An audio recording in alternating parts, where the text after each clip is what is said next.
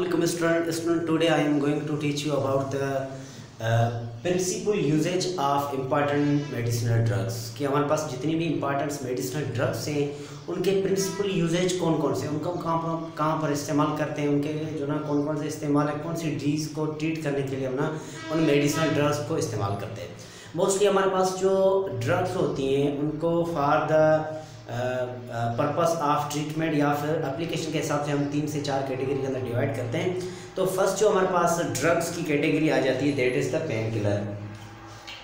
के बहुत सारी ऐसी ड्रग्स हैं जिसको हम यूज़ करते हैं for the purpose of pain killers, कि हम उनको जो ना पेन किलर के लिए इस्तेमाल करते हैं, पेन किलर के लिए इस्तेमाल करते हैं. तो पेन किलर हमारे पास क्या होती हैं कि ऐसी ड्रग्स, ऐसी मेडिसिनल ड्रग्स जो क्या करें, reduce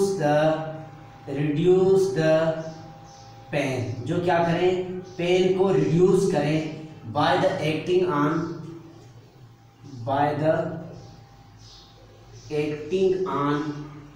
CNS, central nerve system के ऊपर ये क्या करती हैं, अपना इफेक्ट जमाकर, अपना एक्टिंग जो ना असर दिखाकर ये क्या करती हैं, बॉडी का पेन होता है, जो दर्द होता है उस दर्द को क्या कर देती है, ये रिड्यूस कर देती हैं, कम कर देती हैं. अब ये जो पेन किलर होती है इनके अंदर मोस्टली हमारे पास जो है ना, इसके एग्जांपल की अगर हम बात करें तो मोस्टली इनके अंदर हमारे पास जितने भी पैरासीटामोल है, पैरासीटामोल से रिलेटेड जितने भी हमारे पास जो ना ड्रग्स हैं, उनके अलावा एस्पायरिन हो गया, पेनाडोल हो गया, ये सारे क्या है हमारे पास, ये सारे हमारे पास पेन किलर्स हैं जिनको हम इस्तेमाल करते हैं for the treatment of the pain, या फिर पेन को रिड्यूस करने के लिए हम क्या करते हैं, इनको इस्तेमाल करते हैं. सेकंड जो हमारे पास कैटेगरी आ जाती है जो हमारे पास ड्रग्स की, दैट आर द एंटीबायोटिक्स. अब एंटीबायोटिक्स क्या होती हैं, ये हमारे पास ऐसी मेडिसिनल ड्रग्स होती हैं जिनको यूज़ किया जाता है. ये क्या करती हैं, ये इनहिबिट करती हैं या फिर किल करती हैं द इन्फेक्शन, या फिर जो ना बैक्टीरियल जो इन्फेक्शन होता है या फिर बैक्टीरिया को क्या करते हैं, इनहिबिट करती हैं या फिर उनको क्या करती हैं, कंप्लीटली किल कर देती हैं.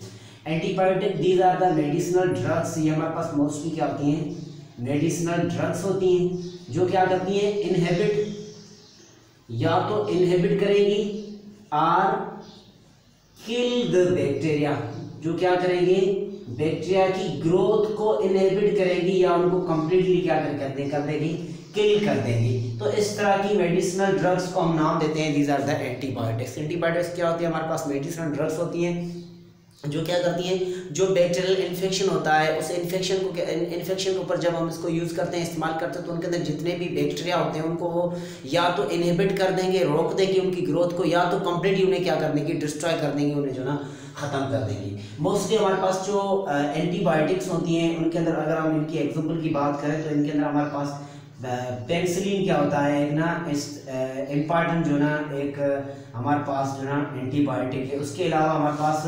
टेट्रासाइक्लिन हो गया, ये हमारे पास क्या है, कुछ एंटीबायोटिक्स है जिनको यूज़ करते हैं for the treatment of different bacterial disease.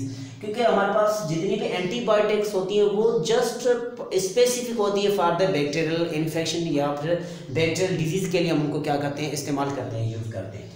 Third जो हमारे पास कैटेगरी है that are the vaccine.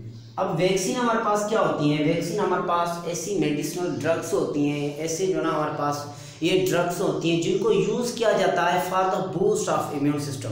Actual में इनको हम ना ट्रीटमेंट के लिए इस्तेमाल नहीं करते. ऐसा नहीं आपको कोई बीमारी होगी फिर आप वैक्सीन लगाओ, नहीं, इसको हम ट्रीटमेंट के लिए इस्तेमाल नहीं करते. इसको हम इस्तेमाल करते हैं फॉर द प्रिवेंटेशन, कि हम फ़र्ज़ करें कि जो ना कोविड-19 आने वाला है, सही है, तो उससे पहले उन्होंने क्या किया था कि सारे जो इंसानों को उन्होंने क्या किया था, कोविड-19 की जो ना उन्होंने वैक्सीन लगाई थी. तो वैक्सीन क्या करती है, जो आने वाली जो डिजीज़ है उस डिजीज़ से आपको क्या करेगी, प्रिवेंट करेगी, बचाएगी.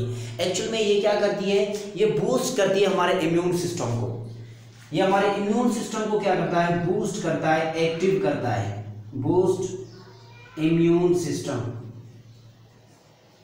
इम्यून सिस्टम, ये हमारे इम्यून सिस्टम को क्या करेगा, या तो बूस्ट करेगा या तो फिर उसे एक्टिव करेगा for the new Qamar disease. जो डिजीज आ रही है जिनसे रिलेटेड हमने वैक्सीन लगाई है उस डिजीज से रिलेटेड ये क्या करेगा, हमारे इम्यून सिस्टम को एक्टिव कर देगा। जब वो डिजीज हमारी बॉडी में दाखिल होगी तो ऑलरेडी हमारा जो इम्यून सिस्टम के जो सेल होंगे वो एक्टिव होंगे। जैसे ही वो डिजीज के सेल माइक्रोब्स हमारी बॉडी के अंदर दाखिल होंगे तो ये इम्यून सिस्टम के सेल क्या करेंगे, उसके ऊपर जाके अटैक करेंगे, उनको क्या करेंगे, डिफरेंट तरीके से उसको किल करके हमारी बॉडी के अंदर जो है ना उसको मार के खत्म कर देंगे। तो हमारे पास वैक्सीन जो होती है एक्चुअल में वैक्सीन के अंदर जो ना उस डिजीज से रिलेटेड या उस डिजीज से जो माइक्रोब्स होते हैं उससे रिलेटेड जो ना कुछ डीड पार्ट होते हैं जो हमारी बॉडी के अंदर इंजेस्ट किए जाते हैं for the activation of immune system. Immune system को एक्टिवेट करने के लिए हम क्या करते हैं, वैक्सीन लगाते हैं ताकि हमारी बॉडी की जो इम्यूनिटी वो क्या हो जाए, एक्टिव हो जाए और कोई भी डिजीज हमारे ऊपर जो ना फिर जो ना हमला नहीं कर सके या फिर हमें बीमार नहीं कर सके। और इनके अंदर मोस्टली जो हम ना बहुत सारी जो ना वैक्सीन हो गई, जैसे अभी जो हमारे पास कोविड-19 हो गया, कोविड-19 की भी वैक्सीन आ गई हमारे पास, या फिर स्मॉल पॉक्स हो गया, या फिर हेपाटाइटिस बी हो गया, इन सारों की हमारे पास क्या होती है, वैक्सीन होती है। इनसे हम क्या करते हैं, बचाव के लिए लगाते हैं। थर्ड वन जो हमारी लास्ट जो कैटेगरी है which is the sedative drugs, जिनको हम नाम देते हैं सीडेटिव ड्रग्स।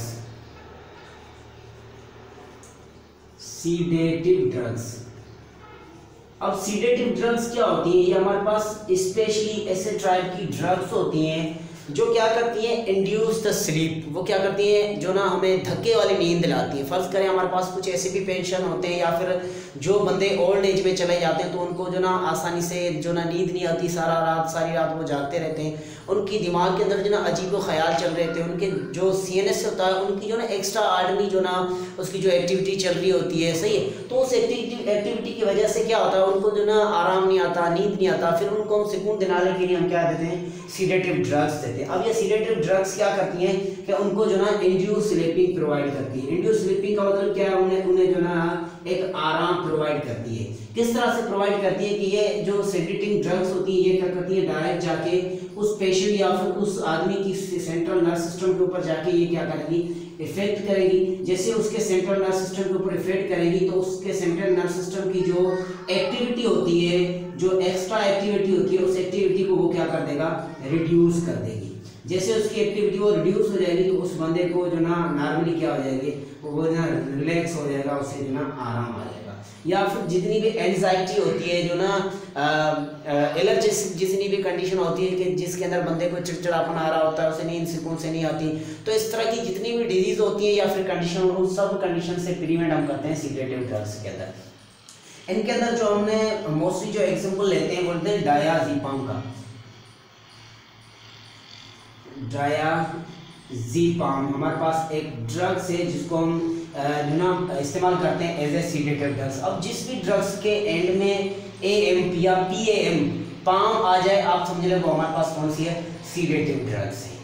तो ये हमारे पास जो ना डिफरेंट इंपॉर्टेंट जो ना प्रिंसिपल या फिर यूजेस थे हमारे पास डिफरेंट मेडिसिनल ड्रग्स के, जिसके अंदर हमारे पास पेन किलर आ गया हमारे पास, या फिर एंटीबायोटिक आ गया, वैक्सीन आ गया, या फिर सीडेटिव ड्रग्स आ गया। ये हमारे पास 3 से 4 कैटेगरी थी जिनके अंदर हमने डिफरेंट ड्रग्स को हमने डिफरेंट जो ना डिजीज़ की ट्रीटमेंट के लिए हमने इस्तेमाल किया। तो आज का हमारा लेक्चर यहीं स्टॉप करते हैं। इंशाल्लाह नेक्स्ट लेक्चर के अंदर हम फिर से जो ना इसी चैप्टर से रिलेटेड जो हमारा नेक्स्ट टॉपिक हुआ उसको लेके आएंगे।